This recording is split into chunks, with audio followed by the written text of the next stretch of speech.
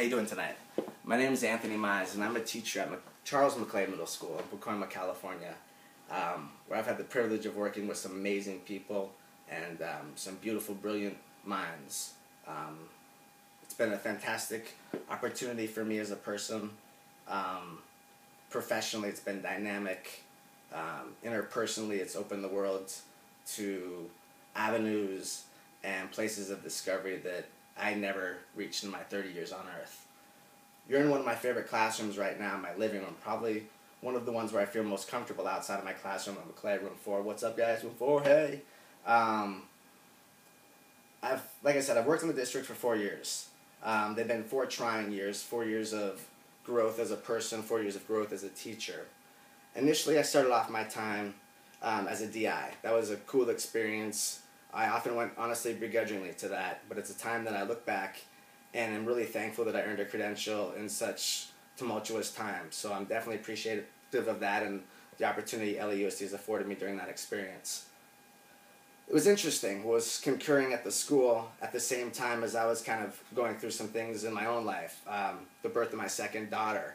I'm 30 years old now and I have a 10-year-old daughter named Willow and a soon-to-be 3-year-old daughter named Shay. She was born in my first full year of teaching, so juggling the responsibilities of discovering what it was like to have a newborn in the house again after 7 years, plus the adjustments family-wise. It was really challenging, but really enjoyable as well. Throughout my time at Maclay, I've had, I guess, my eyes really opened. And I can remember going in there on my first day, kind of wet behind the ears. I was wearing a sweater, and I asked this kid who was 2 times bigger than me. I think his name was Julio. Someone said, don't talk to him after that. But I walked in there, and I asked him where my room was. Luckily, I had my dad, who also works at Maclay, hey, Dad, as an escort around campus and stuff, and that was pretty cool. To be put in a position where you get to work with your dad every day. I learned a lot from him. He's probably one of the smartest men I know. And I'm definitely thankful for LAUSD for that. But after my first day, I was blown away. I was instantly in love with Pacoima. I was, the gem that it is was contagious within me. The beliefs of Miss Aragin, the principal, and what she stands for, and the administration stands for, and the collective teachers stand for is pretty powerful. Because we were fueled by the parents and the children's own dreams and aspirations of discovering their own potential. And I think that's pretty amazing to be a part of that process and part of that experience. I've learned a lot. Like I said, I've learned a lot along the way. I've really made relationships with a lot of wonderful people. Something that was interesting, my 3rd year of school, or my 3rd year of teaching, I think it was my 3rd full year. It's been, sometimes they get jumbled, but I think it was the end of my 3rd full year, the class did this project. As you guys know, Pacoima is a tough area. The kids are tough, and they can't help but be molded by the circumstances in which surround them. It's both a source of their power, the wounds of their pain, and bonds of resiliency. And with that, there was a lot of violence around the campus. One day, there was a student that was shot, this kid that was shot in Pacoima, and I remembered this image kind of coming back to my head. Not only did I think it possibly was some kid I knew ultimately it was some mother. Some mother was on the other end of the son who pulled the trigger, so every family lost, even if the guy never gets caught. But I couldn't help but think about what happened in my first year when we were called into a meeting and Miss Aragin announced the death of a young man who was shot less than a mile from that. And I've always, I wouldn't say haunted is the right word, I would say vivid, the memory of his scooter and the caution tape lay there, and I thought, what a symbol of innocence with the scooter, what a image of tragedy with the caution tape. And as I was learning what a double bubble map was, comparing and contrasting, you know, that was an image that's hard to reconcile, but it's one that stayed with me. So I remember looking on the news and saying, was this a kid I know? Turned out to be a kid that I didn't know. But it made me look into all the deaths in Pacoima. And I saw this huge trend that a lot of them were gunshots. A lot of them could be tied back to gang violence, as many people could probably suspect.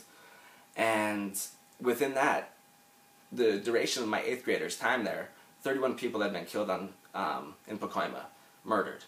And 13 of those within a mile radius. So the class did this project. And if you believe in universal connection, we'll take you on a quick detour, because I like to do that with stories. Today we talked about artifacts in class. Here's an artifact, my daughter's blanket. Quick side note, this is a thank you to Carrie Wahlberg, who has really had my back personally. So here, a lot of people might think of me as 9'6", 9'5", 6'7", but this is me. So I appreciate you having my back. I appreciate you having my kids' back. I appreciate you having my wife's back. You put food on our tables and you help make that possible, so thank you for that. That being said, being a long-term substitute does have its come with its own price. That being the 3 weeks of no pay during Christmas. Daddies and Santas can't take Christmas off, and that's definitely put us behind financially over the summer. Financially, every Martin Luther King, every holiday that I'm not at work, I lose money. So I want you to say that the money that I do have is much appreciated and goes to a good cause. So thank you very much for taking care of us, Carrie Wahlberg. And in that same respect, Miss Aragine and the administration. So artifacts. Today we were doing some artifacts in school. We're talking about artifacts and narratives. Kids were supposed to write about something that was special to them, something that was sacred to them. And I've always been in love with this picture. This picture is from Times Square. Let me get the date correct, just because I don't want to get it wrong. Okay, so anyway, I'm not 100% sure. It was 1945, I believe. It was when Truman announced that Japan had surrendered. And this sailor goes running through Times Square and he's kissing this woman. And it happened to be captured in Life magazine. 1945, the celebration of the war ending. Her name's Edith Shane. I've always been moved by that photo. It's always held some sort of significant meaning to me. So back to the place where I first got my education, the restaurant business. One table there this one day. Just one table in the entire restaurant. It was one of those transitions from lunch to dinner. And I was a busboy. I was probably 18 years old at the time. A server comes up to me and says, the only other person in the restaurant who was working, says, do you know that picture of that Times Square where this lady's kissing this sailor? I'm like, yeah, that's my favorite picture. I love that picture. And she's like, that lady's sitting at that table over there. And would you like to meet her? I said, yeah, of course I'd love to meet her. So this lady pulls out this business card, Edith Shane. And on the back, there she is, Edith Shane. You can call her, but I think you'll get a message. It says, to Anthony, Edith Shane. So it's kind of cool. Why am I bringing Edith Shane into this? A lady from Times Square in 1945. This is why I'm bringing this in. What was it? Thursday, June 24th, 2010. The LA Times, Princess article. It's my student right there, Victor. The same week, Edith Shane passed away.